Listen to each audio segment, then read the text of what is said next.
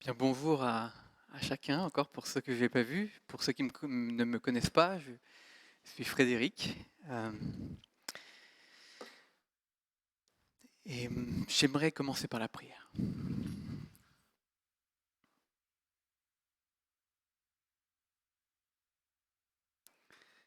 Vers qui irions-nous, Seigneur? C'est toi qui as les paroles de la vie. Merci de ce que tu peux faire d'un moment humain quelque chose d'autre.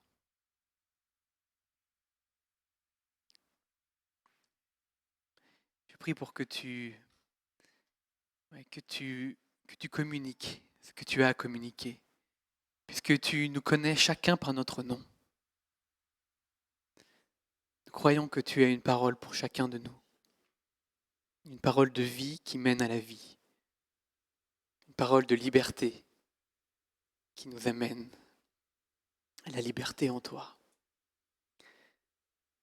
Viens Seigneur, c'est toi que nous voulons écouter. Déverse sur nous tes bienfaits. Apporte tout ce que tu as pour nous, pour chacun de nous. Ne nous laisse pas repartir de la même façon que nous sommes entrés. Merci pour ton abondance. Nous appuyons sur toi. Amen. Alors, ces messages aujourd'hui suit une petite série, je ne sais pas si vous avez remarqué, petite série sur la joie. Et nous l'avions commencé en novembre. Alors, pour mémoire, en novembre, nous avions vu que de nous réjouir pour tout ce que le Seigneur est pour nous était une protection. C'était une protection en particulier contre des pressions spirituelles et relationnelles illégitimes. Et il nous permettait de rester alignés avec le cœur de Dieu. En décembre, on a continué en disant que, en examinant l'importance de savoir attendre Dieu, au risque de tomber dans toutes sortes d'attitudes qui pourraient nous empêcher d'hériter des promesses de Dieu. C'était pas rien. Et nous avons vu que là, la joie nous permettait de particulièrement bien attendre. En particulier quand cette joie se manifeste dans un culte en commun, exubérant de joie, quand c'est nourri par un amour pour le Seigneur. Et Jésus se plaît à récompenser une expression d'amour pour lui alors qu'on ne le voit pas, en nous faisant partager sa joie inexpressible et glorieuse. Alors, on m'en souvient, on avait fini dans les hautes sphères d'une joie céleste. Et celle-là, cette joie-là, elle nous permettait de bien tenir dans la pression du temps, entre le maintenant et le pas encore, qui des fois peut nous miner. Alors voilà, deux pressions, deux tensions qui peuvent soit inhiber notre joie, soit l'amplifier. Pression relationnelle, pression du temps. Aujourd'hui, j'aimerais vous apporter une troisième pression, tension. C'est celle qui est liée aux apparences. Parce qu'effectivement, je ne sais pas si vous l'avez déjà constaté, mais des apparences peuvent parfois laisser entendre des messages, laisser penser des messages, qui sont parfois très éloignés de ce qui est réellement en train de se passer. Alors, je vous donne un exemple. J'ai jamais su quoi en faire de cet exemple jusqu'à maintenant. Alors, il y a maintenant peut-être 15 ans ou 20 ans peut-être même, j'étais dans ma voiture en train de revenir chez moi. J'étais à peu près à 20 minutes avant d'arriver chez moi. Et puis donc voilà, il faisait nuit, et puis j'étais derrière une voiture. Puis au bout d'un moment, je vois que la voiture devant moi va exactement là où je vais. Jusqu'à même entrer dans le parking de ma résidence. Et puis donc, voilà, je rentre avec elle dans le parking et puis je m'arrête sur une place, là, je vous dirai pourquoi dans quelques minutes. Et puis, alors que j'étais en train de faire quelque chose que je vais vous dire, je me rends compte d'un coin de mon œil que, donc, que la personne a déposé une amie et puis que cette voiture ne repart pas. Voilà, je fais une petite pause. Alors maintenant, je vous dis ce que moi j'étais en train de vivre à ce moment-là. Alors, je ne suis pas un grand fanat de foot, mais à ce moment-là, il y avait un match particulièrement et très intéressant, et j'étais vraiment accroché par les dernières secondes.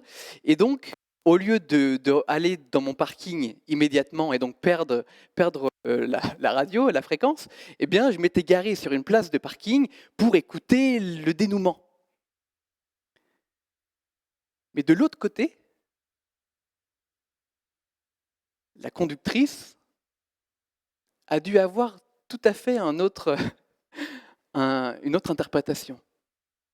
Elle a certainement dû penser que je la suivais et que je m'étais arrêté sur le même parking et que j'attendais qu'elle reparte pour repartir.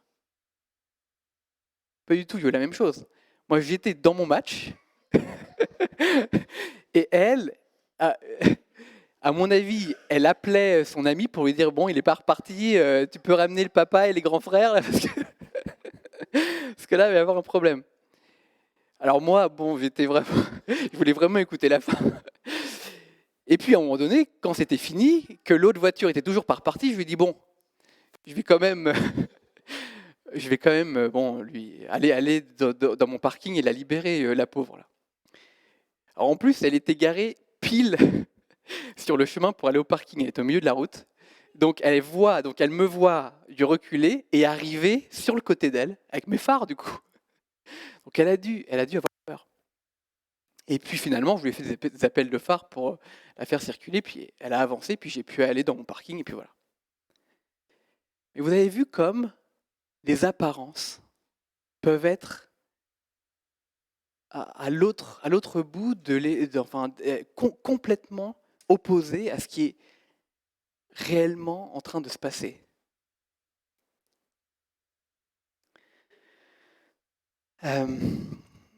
Mais en regardant, parce que c'est pas agréable d'être à ma place aussi, alors c'est pas agréable d'être à la sienne, mais là, d'être pris pour un potentiel prédateur, c'est particulier. Mais je me suis dit que, en règle générale, la peur et l'inquiétude orientent notre perception des choses. Lorsque soudainement on se met en mode survie, les choses prennent une autre forme. Alors, j'ai envie de vous demander, puisque nous aimons faire les choses un peu de manière interactive, de simplement, si vous êtes confortable évidemment, parce que tout est une invitation, vous êtes libre de le faire ou de ne pas le faire, mais si vous voulez bien prendre un tout petit moment pour partager avec votre voisin là, de lieu de chaise un moment que vous avez vécu ou observé où la peur ou l'inquiétude a complètement influencé votre regard soudainement sur ce qui était en train de se passer. Donc, soit vous l'avez vécu, vous avez vu une personne qui soudainement, la peur ou l'inquiétude a transformé son regard et la perception de ce qui était en train de se passer. Donc je vous laisse réfléchir un tout petit peu. Je vais prier pour que Dieu vous remette à l'esprit un petit événement. Et puis si vous en avez un, partagez-le à votre voisin. Parce que de se reconnecter avec la réalité, ça permet de se souvenir de ce que ça fait. Lorsque la peur, lorsque l'inquiétude revient et soudainement, on est en train de se dire: ah, mais en fait, il se passe ça.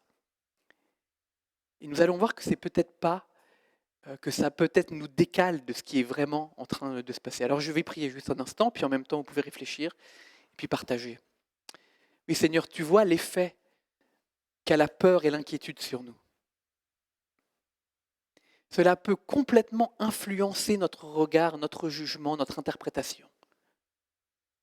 Et nous mettre en mode survie. Alors je prie pour que tu remettes en mémoire un événement où il s'est passé cela. Pour que on se rappelle de tout le processus interne qui souvent nous décale des réalités, d'autres réalités qu'on perd de vue. Alors allez-y, réfléchissez, prenez juste un petit moment, puis si vous avez quelque chose, partagez-le avec votre voisin.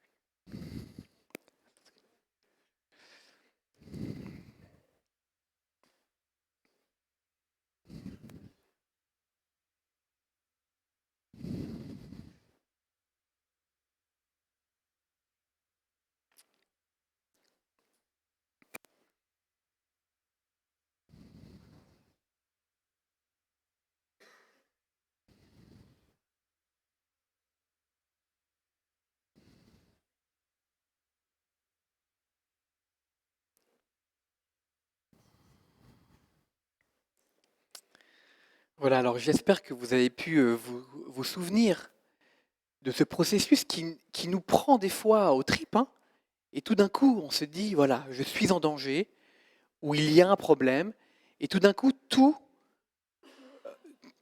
en nous interprète et voit les choses un peu différemment. Alors je vous donne un exemple. Je vous donne 2 petits exemples de l'écriture dans l'évangile de Matthieu chapitre 14, versets 22 à 27. Alors je vous le lis. Aussitôt après, il obligea les disciples à monter dans la barque et à passer avant lui de l'autre côté, pendant qu'il renverrait la foule. Quand il l'eut renvoyé, il monta sur la montagne pour prier à l'écart. Et comme le soir était venu, il était là seul. La barque, déjà au milieu de la mer, était battue par les flots, car le vent était contraire. À la 4e veille de la nuit, Jésus alla vers eux, marchant sur la mer. Quand les disciples virent marcher sur la mer, ils furent troublés et dirent « C'est un fantôme !» Et dans leur frayeur, ils poussèrent des cris. Jésus leur dit aussitôt « Rassurez-vous, c'est moi, n'ayez pas peur. » Alors là, on peut imaginer la présence un peu d'une crainte populaire. Quelque chose qui est dans l'air du temps où il dit attention, quand il y a de la tempête sur ce lac, des fois on peut voir des fantômes. Et puis là, c'était une tempête, ils ont vu quelque chose, hop, c'est un fantôme. Première remarque, une première remarque, quelle crainte populaire avons-nous accepté ou avons-nous un peu reçu qui peut s'activer dans certaines situations? Juste une petite question. Un deuxième exemple. En Matthieu 8, versets 23 à 27. Il monta dans la barque, on c'est toujours sur l'eau, et ses disciples le suivirent. Et voici, il s'éleva sur la mer une si grande tempête que la barque était couverte par les flots. Et lui, il dormait. Les disciples s'étant approchés le réveillèrent et dirent « Seigneur, sauve-nous, nous périssons !» Il leur dit « Pourquoi avez-vous peur, gens de peu de foi ?» Alors il se leva, menaça les vents et la mer. Il y eut un grand calme. Ces hommes furent saisis d'étonnement.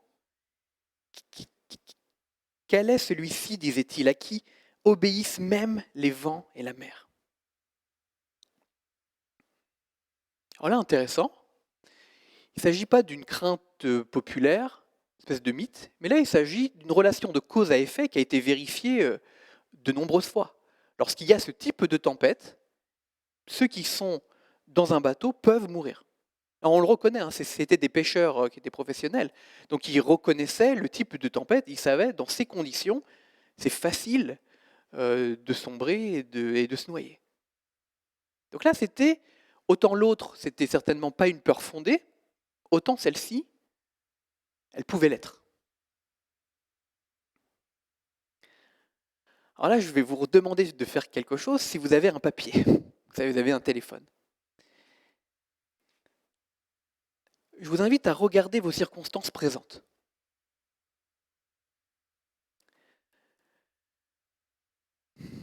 Et de voir les messages que certaines inquiétudes ou certaines peurs peuvent vous chuchoter à l'oreille. Lorsque vous regardez les circonstances présentes, actuelles de vos vies, qui sont les plus sources de peur et d'inquiétude, qu'est-ce que cela vous fait comprendre? Pour vous aider à réfléchir, je vous donne une toute petite anecdote. Je dirais, pendant une bonne dizaine d'années, à cause de souffrances physiques continues, à cause du fait que je pouvais ni étudier, ni communiquer bien, ni décider, ni voilà, j'avais plus de force pour pas grand-chose. J'étais dans les années des diplômes et que tout le monde autour de moi disait mais qu'est-ce qu'on va faire de toi? Ou voilà, voilà, tu vas pas pouvoir te marier, tu vas pas pouvoir faire ci, tu vas pas pouvoir faire ça. Dans tout cela me faisait dire il n'y a aucun avenir pour moi. Ça, c'était le message. Il n'y a aucun avenir. Alors, regardez vos propres circonstances aujourd'hui, maintenant. Celles qui vous effraient le plus, celles qui vous inquiètent le plus, et marquez sur un bout de papier ou sur le téléphone ce que ça vous fait croire, ce que cela vous,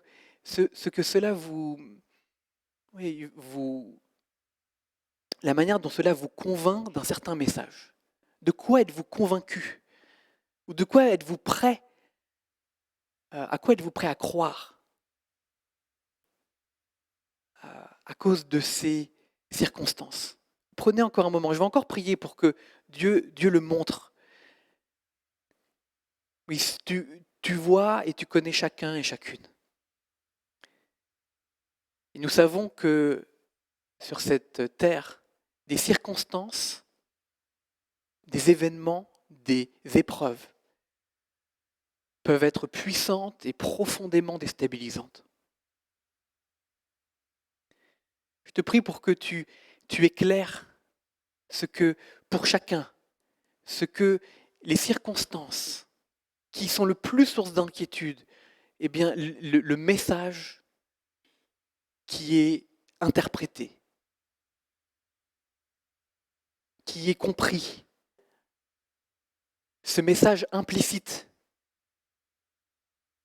que tout le monde dit et même que les événements nous disent sans relâche.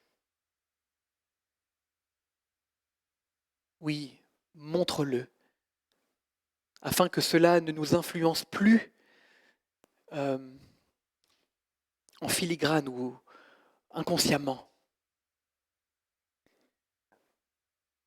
Donc prenez un moment pour simplement noter ce message qui vient de vos circonstances, le plus source d'inquiétude ou de peur ou de crainte.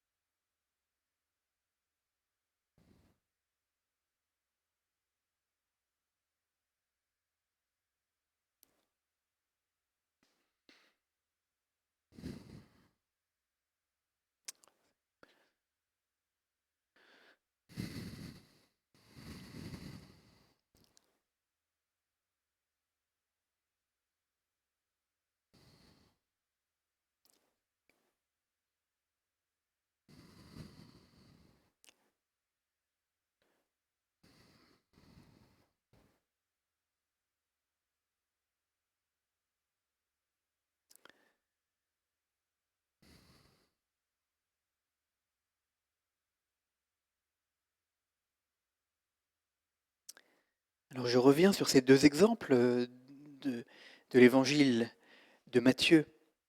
Ce mythe populaire ou cette peur qui est fondée. Dans les deux cas, leur peur ne prenait pas en compte l'intervention de Dieu. Il faut dire que l'intervention de Dieu était quand même inhabituelle. Dans le premier cas, ils voyaient vraiment une silhouette. Mais c'était Jésus qui marchait sur l'eau. Voyant qu'ils étaient en difficulté, il voulait les rejoindre. Dans l'autre cas, Jésus dormait, et puis il a commandé au vent et à la mer de se calmer.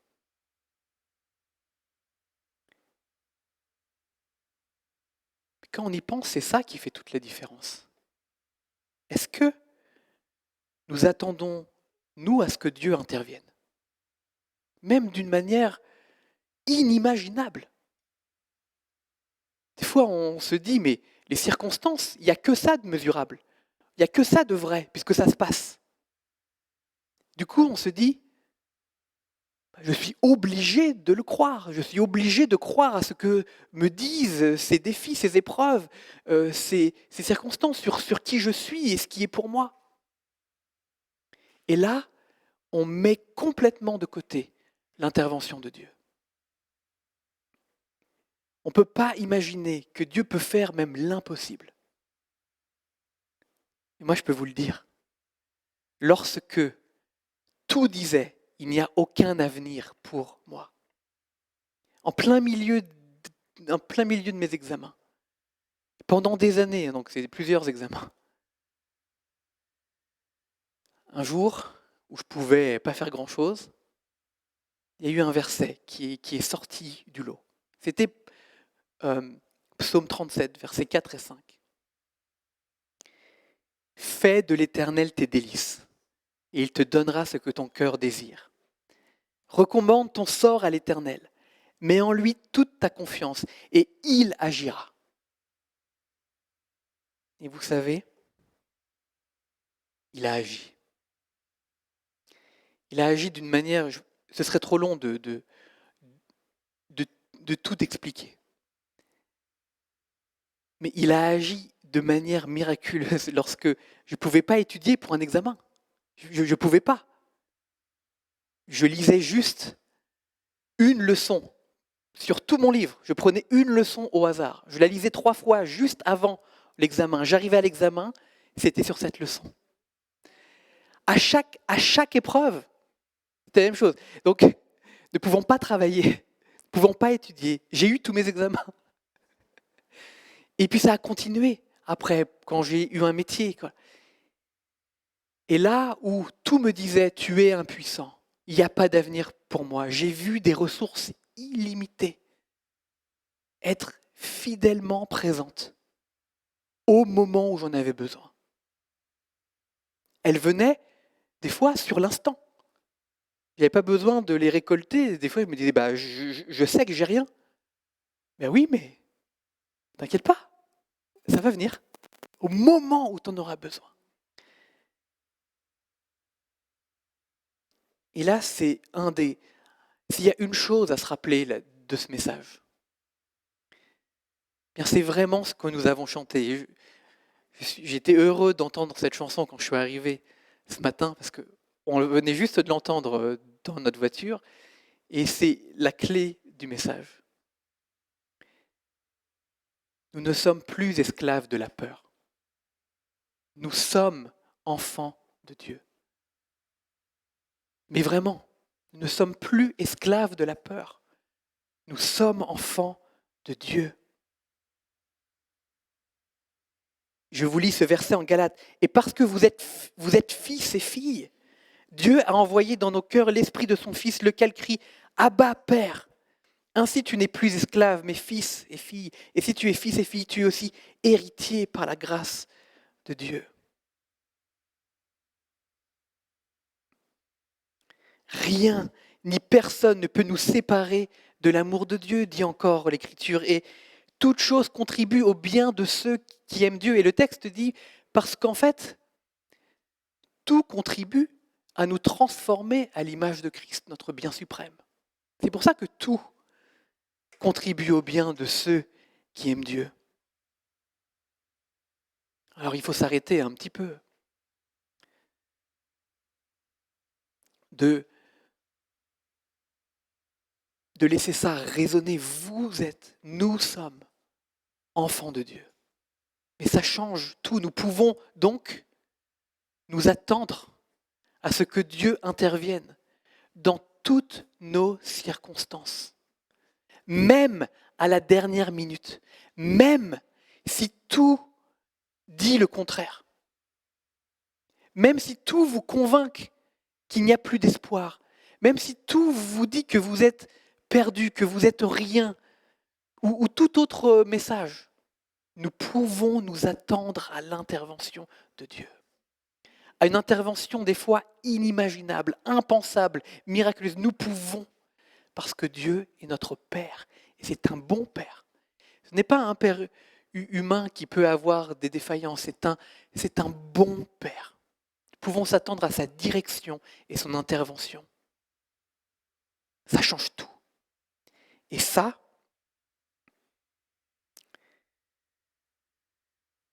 brise la puissance de du mode survie.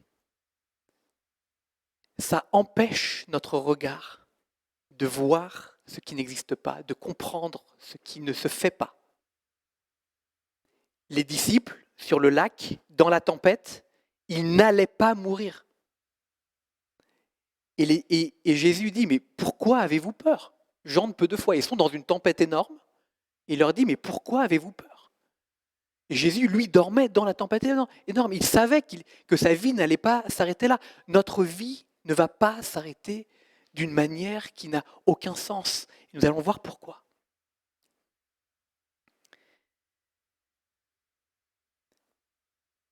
Cette assurance que nous sommes enfants de Dieu doit devenir la fondation sur laquelle nous basons toutes nos interprétations et perceptions de la réalité. C'est ça qui doit être notre filtre, pas les circonstances. Et ça, Paul l'avait profondément intégré.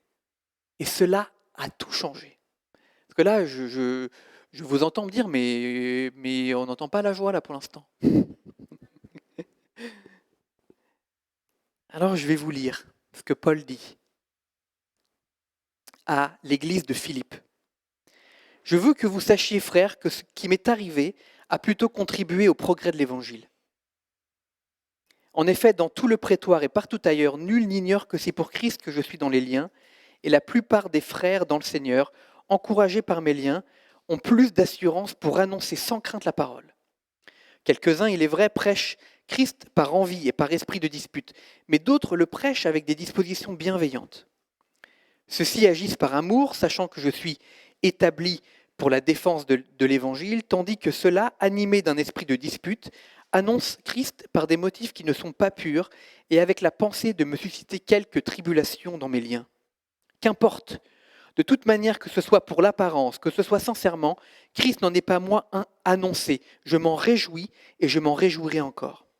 Car je sais que cela tournera à mon salut grâce à vos prières et à l'assistance de l'Esprit de Jésus-Christ, selon ma ferme attente et mon espérance que je n'aurai honte de rien, mais que maintenant comme toujours, ce Christ sera glorifié dans mon corps avec une pleine assurance, soit par ma vie, soit par ma mort, car Christ est ma vie et la mort est un gain.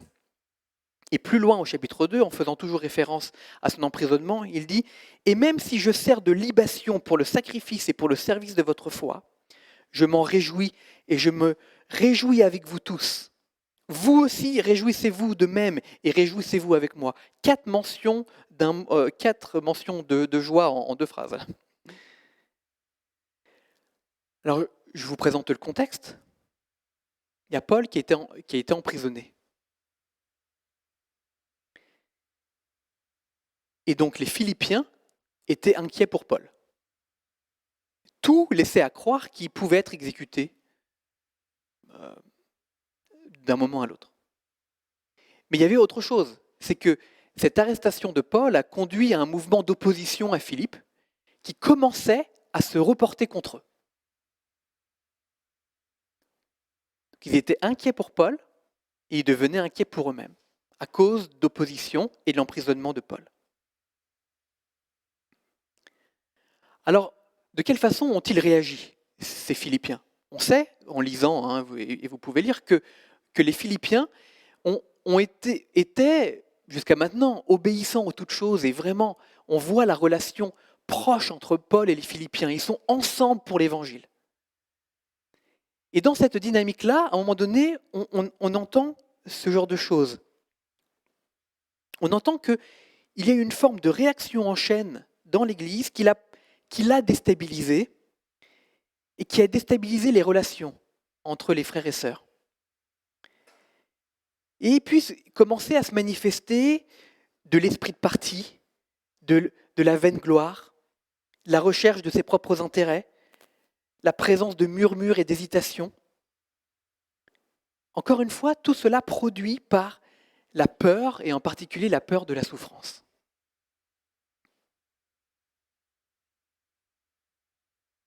Vous avez vu une église engagée pour le royaume, associée avec Paul. Il y a des circonstances un peu fortes, qui menacent Paul, qui les menacent. La peur, soudainement, modifie les relations. Alors, on ne le sait jamais, en fait, il faut être honnête. On ne sait jamais comment on va réagir. On ne sait jamais. Mais on sait que ce qu'on aura nourri dans notre cœur,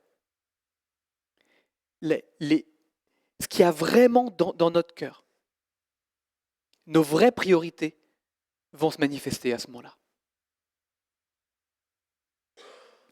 C'est pour cela que dimanche après dimanche, cette table du Seigneur nous invite à lâcher, à laisser Dieu venir pour laver, pour libérer, pour nous libérer de ces priorités mal placées. Pourquoi ? Parce qu'à un moment donné, elles vont se manifester, parce qu'à un moment donné, la pression va s'accentuer, on le sait. Et quand elle va s'accentuer,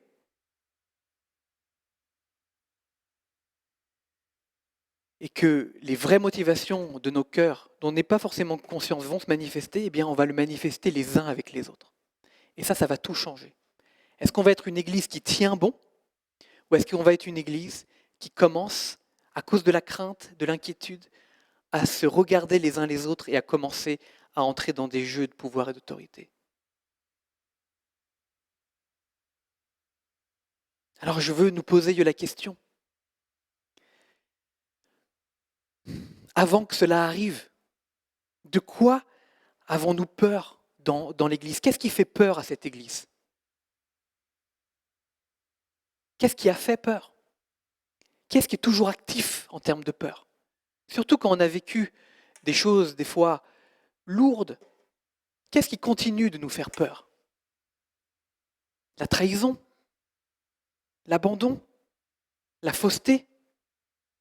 Le rejet? Où on n'attend plus rien car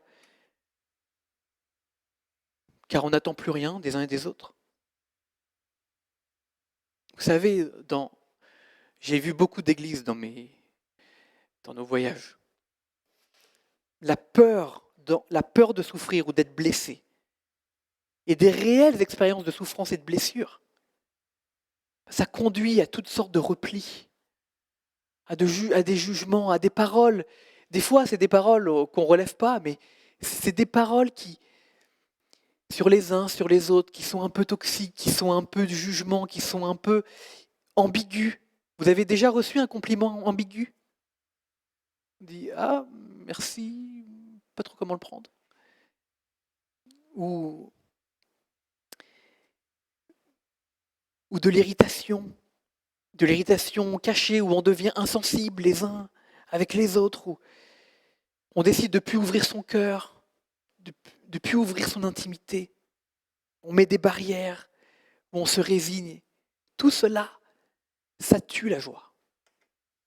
Et c'est lié encore à la peur. Alors la bonne nouvelle, elle est où? C'est que ces peurs peuvent être englouties dans un but ultime, commun. Nous allons voir lequel. Alors, maintenant qu'on a vu la réaction des Philippiens, qui n'est pas toute noire, mais on a vu la tendance, et on reconnaît que la tendance peut se manifester dans n'importe quelle église lorsque la pression est plus forte. Eh bien lui, tout au contraire, alors que c'est lui qui est en prison, c'est lui qui est en prison, il se réjouit, et il leur demande de se réjouir, et de se réjouir avec lui. Ce qui est dans le grec est différent. Hein. Dans le grec, il est dit, voilà, je me réjouis, vous aussi réjouissez-vous, donc de la même joie, et ensuite il dit, maintenant réjouissons-nous ensemble. C'est un autre mot grec. Il est en train de dire, il faut qu'on célèbre ça. Il faut qu'on célèbre quoi exactement? Ce but ultime que je vais expliquer dans quelques minutes, mais avant, je voudrais voir ce qui explique la différence entre la réaction de Paul et celle des Philippiens alors qu'ils sont confrontés aux mêmes circonstances. Eh bien, la chose principale entre les deux, c'est qu'ils n'interprétaient et ne percevaient pas du tout les événements de la même façon. Vous avez remarqué? Ils ne percevaient pas du tout et n'interprétaient pas les mêmes événements, les événements de la même façon. Lui, Paul, il savait voir et considérer sa mission et son but ultime. Il voyait ça. Que Christ soit annoncé. Et au milieu de tout ça, je voudrais que vous sachiez que, oui, je suis emprisonné, mais vous devez savoir que ça a donné plus d'assurance aux frères d'annoncer la parole et que Christ est d'annoncer. Et ça, c'est le plus important. Et on peut s'en réjouir parce que c'est ça le but ultime. Mais après, ce n'est pas simplement d'un but ultime qui est séparé de lui. Après, il nous engouffre dans son engagement. Où il dit car, alors je reprends le texte, il dit car selon ma ferme attente et mon assurance que je n'aurai honte de rien, mais maintenant comme toujours, Christ sera glorifié dans mon corps avec une pleine assurance, soit par ma vie, soit par ma mort, car Christ est ma vie et la mort m'est un gain. Son but dans la vie est intimement lié au but ultime de Dieu. Il y a un alignement. Alors du coup, quand ce genre de choses lui arrive et qu'il voit qu'à travers sa vie, le but ultime de Dieu se manifeste, qu'est-ce que ça produit? De la joie.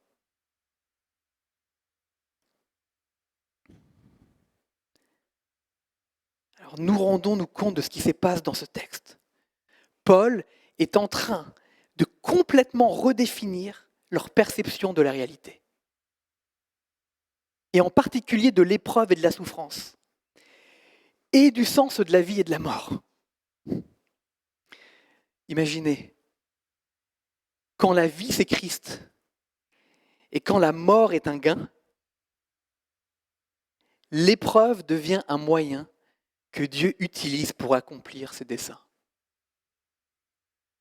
Ça change tout. Hein, quand on est libéré de la crainte de la mort, lorsqu'on n'a plus peur de périr, qu'on sait que Dieu attache de la valeur à la mort et la vie de ses enfants, que tout cela a du sens. Tout ce qui nous arrive, même l'épreuve, devient une source de joie. Alors le grand ennemi, c'est quoi ce grand ennemi qui est visé? C'est notre grand ennemi. C'est la sécurité. Et dans le monde occidental en particulier, la sécurité, c'est tout. On est allé aux États-Unis. Safe, be safe, being safe. C'est vraiment un des mots-clés. Lorsqu'un parent éduque son enfant, sa première chose, c'est la première chose pour toi, mon enfant, c'est que tu sois en sécurité. Je veux que tu sois en sécurité. On comprend, évidemment. Mais est-ce qu'on communique plus cette priorité pour la sécurité ou pour du sens, pour de la valeur, pour de la joie? Est-ce que notre vie, elle est faite pour... On fait tout pour notre sécurité ou on fait tout pour que notre vie ait du sens, que ça crée de la valeur et que ce soit source de joie?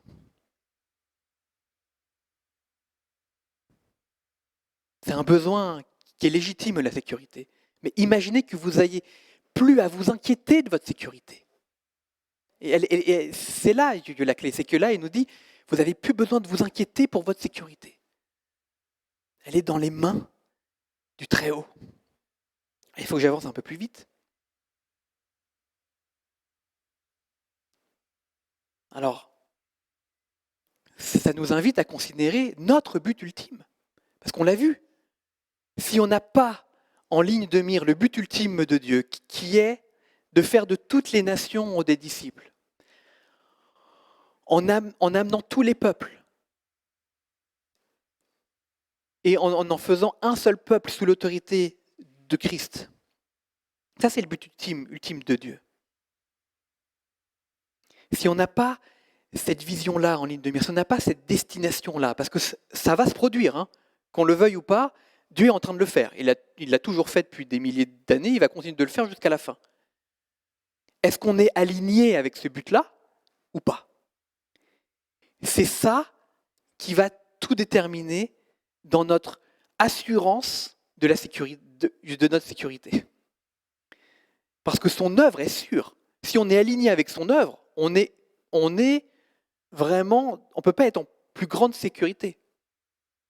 Je connais un missionnaire qui a passé, alors c'est une histoire un peu triste, mais il a été dans des pays extra dangereux pour l'évangile, rien ne lui est arrivé.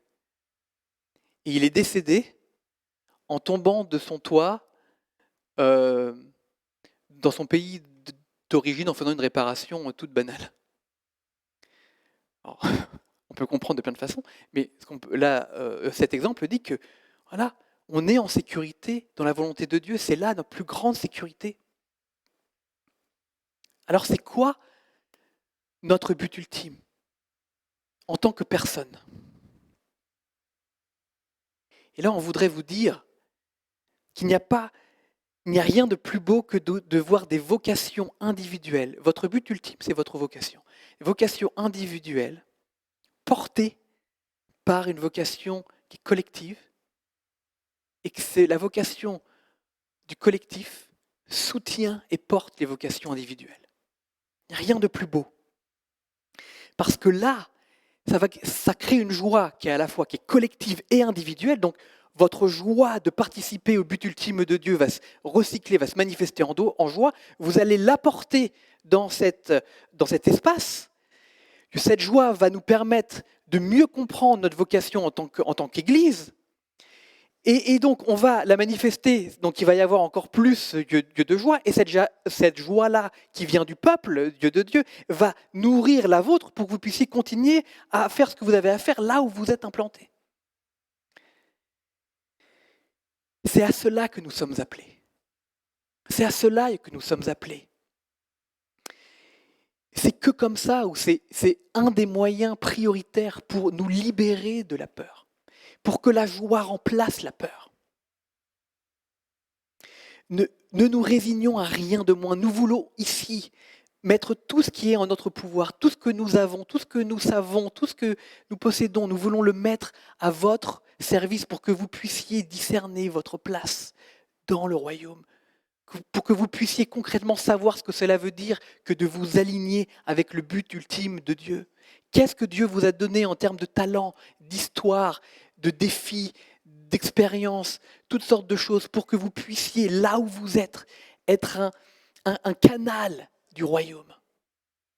Si nous passons à côté de ça, il n'y a que les circonstances qui arrivent et qui nous disent plein de messages qu'on ne sait plus gérer, qu'on ne sait plus interpréter avec la perspective céleste. Imaginons nos vies sans crainte de l'épreuve et de la souffrance. Alors, je vais conclure maintenant.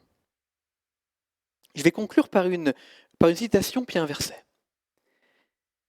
Une phrase un peu technique, alors je vais peut-être la dire deux fois. Il n'est pas fou, celui qui perd ce qu'il ne peut garder,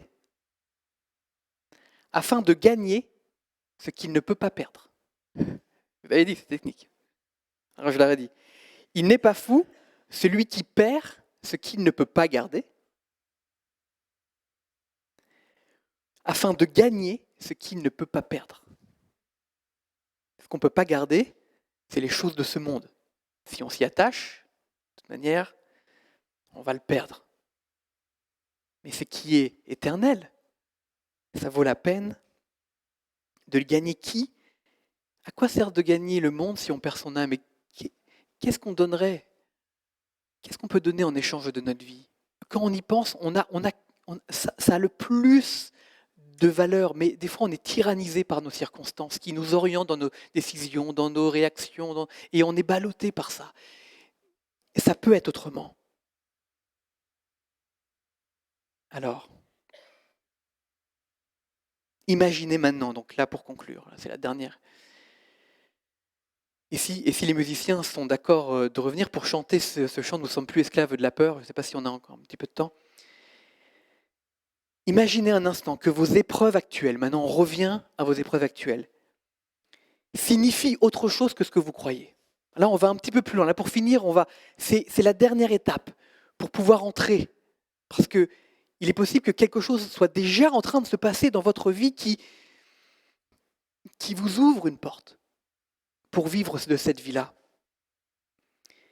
Imaginez un instant que vos épreuves signifient autre chose que ce que vous croyez. Imaginez que les difficultés que vous vivez aujourd'hui sont là pour vous amener sur ce chemin de vie, sur ce chemin de vie abondante et de maturité. Qu'est-ce qui changerait si vous voyez que vos épreuves actuelles sont en fait en train de vous mener exactement là où vous devez aller ? Je vous lis le texte pour le prouver. Mes frères, regardez, sœurs, regardez comme un sujet de joie complète. Et là, le texte dit du regarder comme joie totale. Donc aucune once de quoi que ce soit d'autre. Regardez comme joie totale les diverses épreuves auxquelles vous pouvez être exposés, sachant que l'épreuve de votre foi produit la patience, mais il faut que la patience accomplisse parfaitement son œuvre, afin que vous soyez parfaits et accomplis sans faillir en rien. Vous vous rendez compte ? Si ça se trouve, non, c'est pas si ça se trouve. Nous pouvons vous affirmer que le plus difficile que vous vivez en ce moment est en train d'être utilisé par Dieu pour vous modeler, pour vous façonner, pour vous faire devenir inébranlable, pour que vous ne puissiez faillir en rien. Pourquoi on a besoin de ça ? À cause justement de notre appel. Parce que la joie plus la purification du caractère, ça nous amène à pouvoir être envoyés de la manière que Dieu veut. Alors, entendez-vous cet appel de joie, de se réjouir de toutes circonstances, on comprend mieux. Réjouissez-vous dans toutes circonstances, on comprend mieux.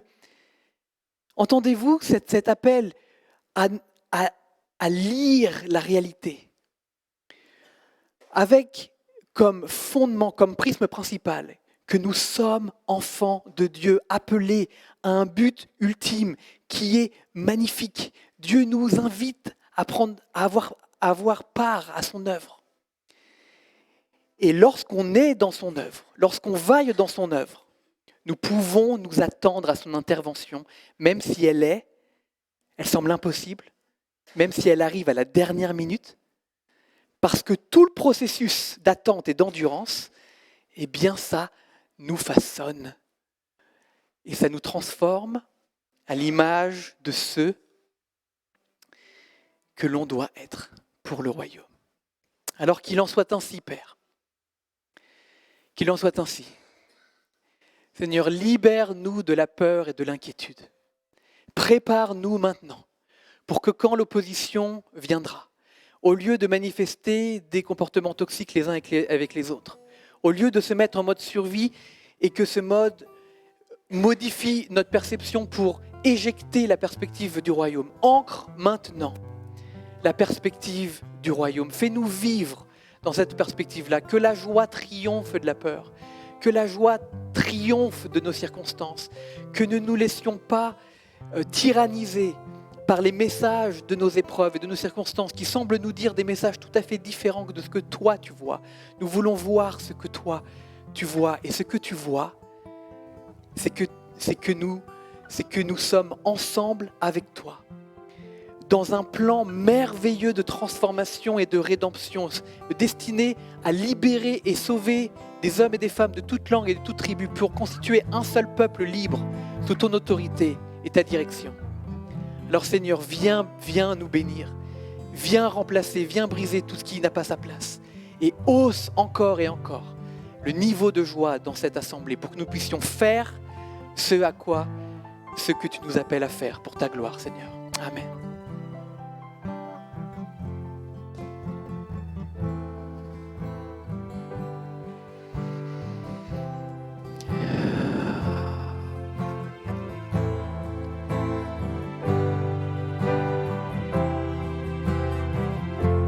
Tu m'as ébloui par tes mélodies, tu m'entoures d'un chant d'amour, chant de délivrance devant mes ennemis. Toutes mes craintes s'enfuient. Je ne suis plus esclave de la peur. Je suis enfant de Dieu. Je ne suis plus esclave de la peur.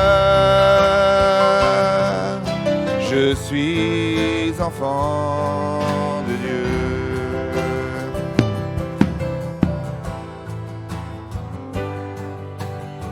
Alléluia. Avant ma naissance,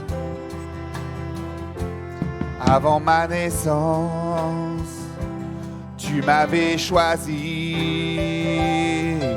appelé par mon nom.